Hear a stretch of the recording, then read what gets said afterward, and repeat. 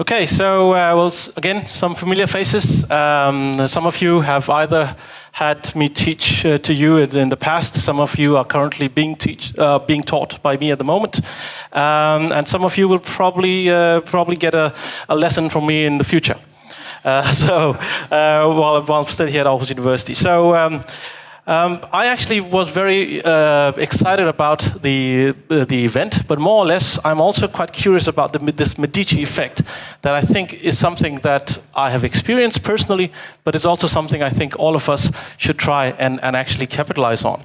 And of course, I work in the transverse area between innovation and entrepreneurship, so what I'm interested in is what it can tell us about innovation, right? So let's see what the Medici Effect does.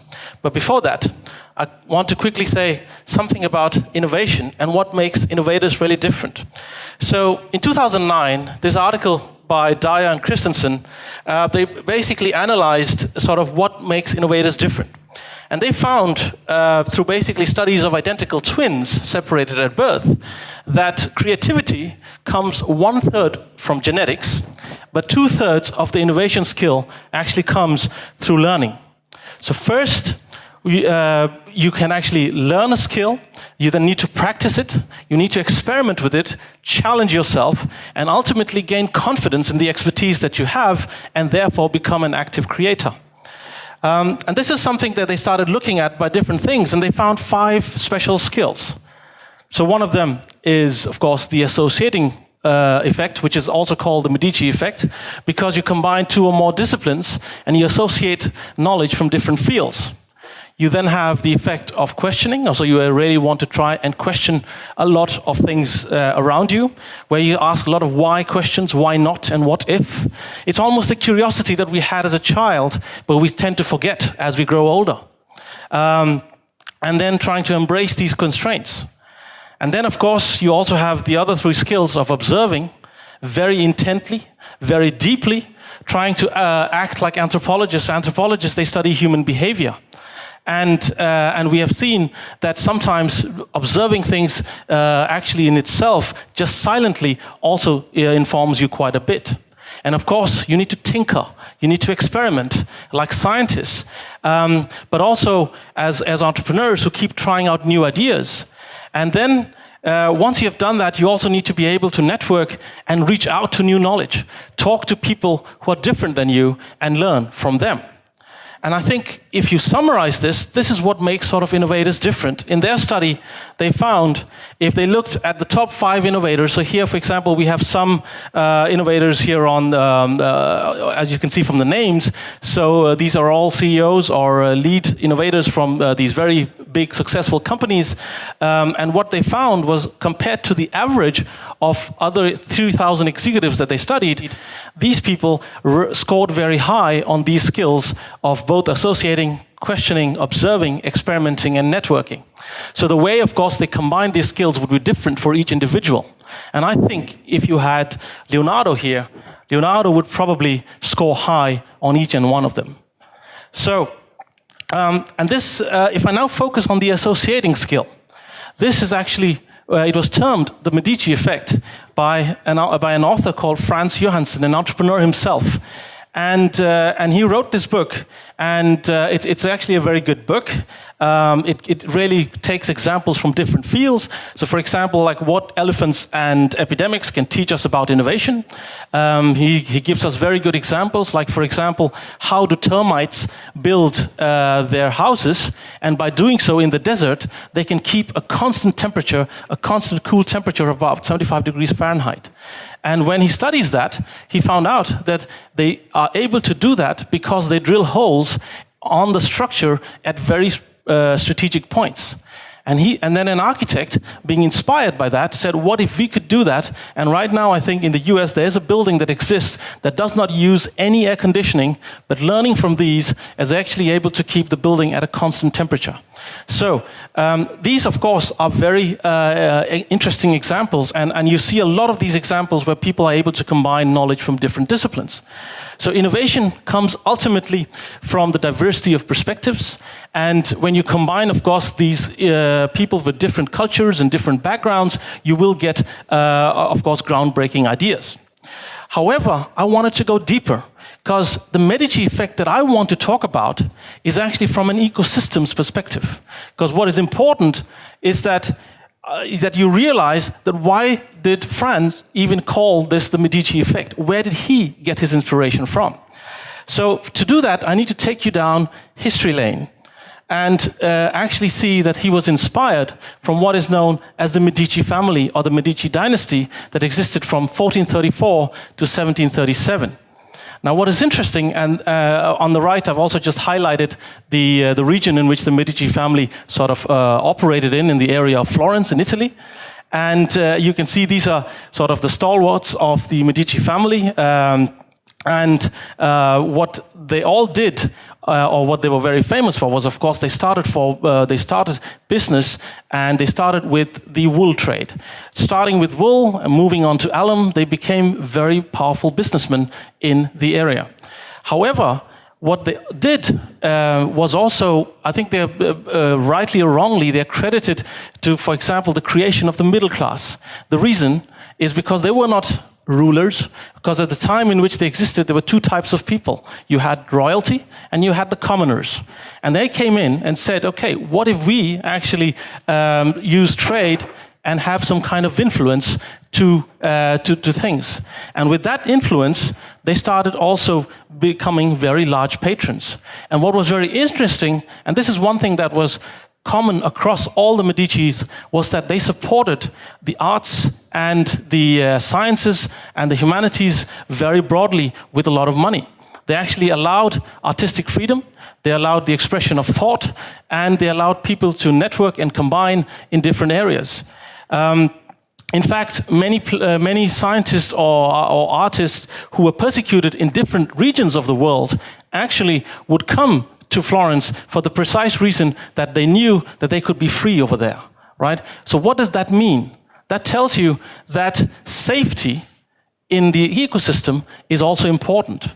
And if you see what happened under the Medici patronage was a lot of artists came by. You might have seen all these famous paintings in different museums, and all of these. I mean, that's on the big one there is the Sistine Chapel painting by Michelangelo, and then you have, of course, the Botticelli painting. You have famous poets and even political scientists or people who drive politicians like Machiavelli, and of course Leonardo Da Vinci himself, who really were able to come out and express themselves and become the geniuses that they were meant to be. And I think this tells us that you need talent, but talent can also thrive in an ecosystem even more. I want to take you through an example which I think tells us a little more about Leonardo da Vinci here. So this is a famous painting called the La Scapigliata. And what is interesting about this painting, it's a painting of a young woman, is that it's an incomplete painting. It's a painting that he was not able to finish. The patron at the time basically paid Leonardo about 240 scudi and on 200 florins over a 10-month period. And in that 10 months, this is what Leonardo generated. Now you would argue, why would a person pay a person for saying, okay, why are you giving me an incomplete piece of work? There's lots of study that's been done around this art, and I'm not going to go into the details. But what is interesting is that Leonardo was valued for his form. He was valued for what he would deliver, and of course for his visions. And of course he was paid, because artists also need to feed themselves. So we can't just have, you can't just have this idea that artists should always go hungry, which sometimes happens also today. So, and if I actually went around and did some calculations yesterday just to figure out what he was paid at that time. And if you calculate it, so one scudi is about 3.42 grams of gold. And if you convert that into today's rates, this combined 200 florins and 240 scudi that he got actually equates to about $70,000 in today's currency. So he was paid about $75,000, $72,000 in a 10-month period. So you can imagine his monthly sort of monthly salary, if you could call that, or monthly income, and it was tax-free because you were not taxed on those days, was around about what is that, $8,000, $7,000 or 45,000 Danish kroners. So, which is actually a very significant amount of money, and one in which the artist can use for multiple purposes.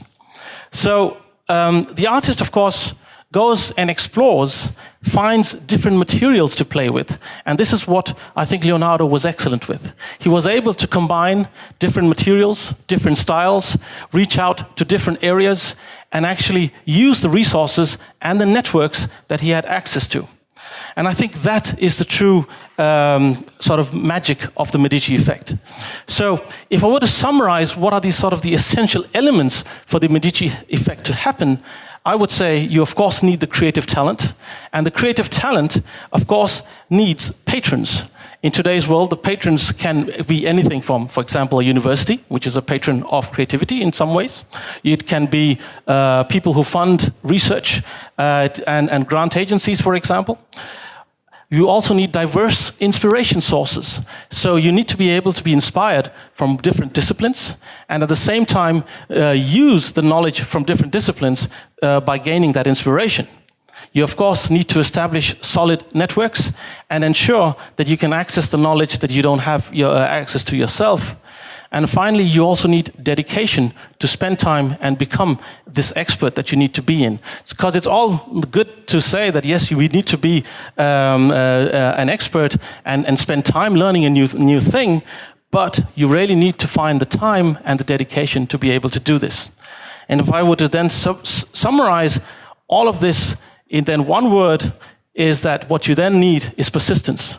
But the persistence that you need is not only from the innovator in his art, but also from the patron. And what does the patron persist in? What the patron persists is in the ability to support failed attempts. Because failure is what drives innovation and learning from failure.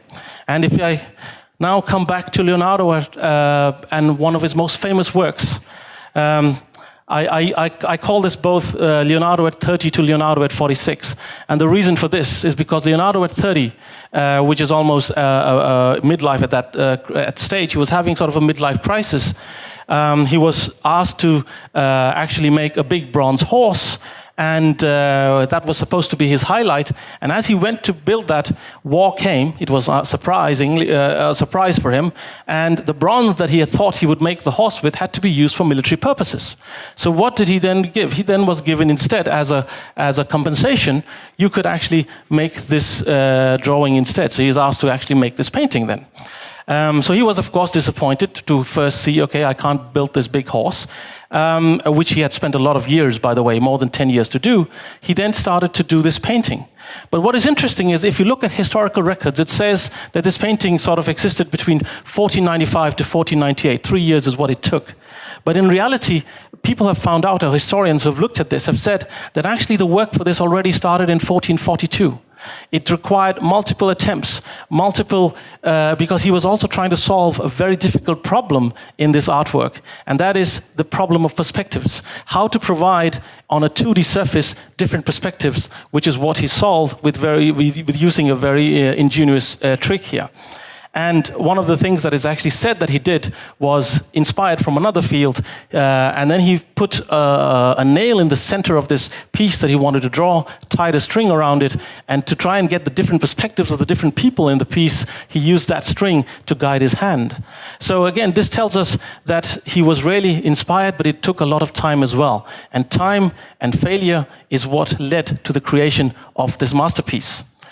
If I zoom back to today, this is again an example that you might all have seen of. It's a person that I am also very much inspired by, Elon Musk. And what he does is basically he spends a lot of time experimenting, having bold visions, but also failing. And it's in those failures that he also challenged a lot of status quo questions, such as, can we actually bring back rockets to space so that we can reuse them? And by challenging the status quo that rockets are not meant to be disposable, he has created a new field and to allow for cheaper space travel, and maybe the future of mankind in the coming years will be very different. So for those of you who are going to enter space technology, and with all the exciting space stuff that's happening out there and the renewed interest in space, I think this is also a good time to be in. But I think for me, if I were to really look at this example and see what we can really learn, the true legacy that Leonardo has left us is basically the ability to persist and the ability to fail, so that we can learn from our failures and create a better society for the Earth. Thank you.